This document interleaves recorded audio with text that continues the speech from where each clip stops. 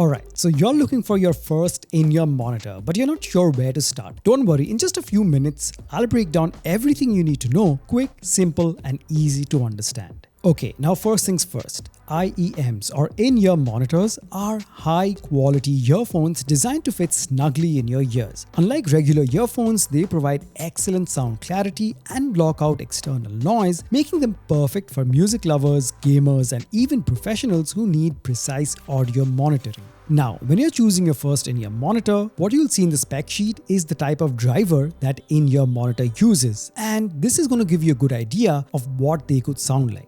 Okay, now there are a few things that you need to know before you invest in your first in-ear monitor. So first you need to know about the drivers. Now the driver is like a tiny speaker inside the in-ear monitor that produces sound. And there are three main types. Dynamic drivers give you deep bass, balanced armature drivers focus on detail and clarity, while hybrid setups combine both for a more balanced experience. And of course you also have planar magnetic drivers. Next, you need to know about frequency response. This tells you how well an in-ear monitor handles different sound ranges, from deep bass to sharp treble. A wider frequency response generally means richer, more detailed sound, but tuning matters too.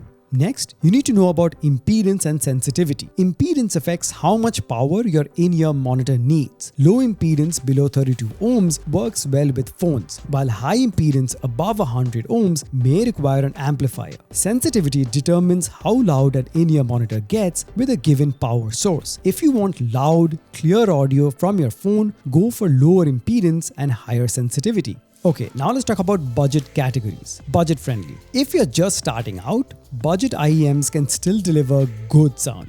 Actually, great sound. They may not have premium materials or advanced tuning, but they offer great value for casual listening. Next up, you have mid-range in-ear monitors. Now, mid-range IEMs bring a noticeable jump in sound quality with better tuning and improved materials. A solid choice for enthusiasts who want balanced performance without breaking the bank.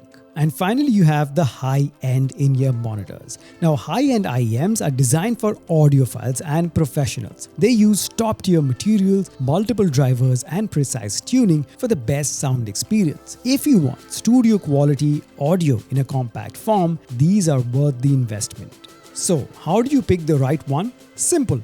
Match the sound features to your needs and budget. Want deep bass? Look for a good dynamic driver.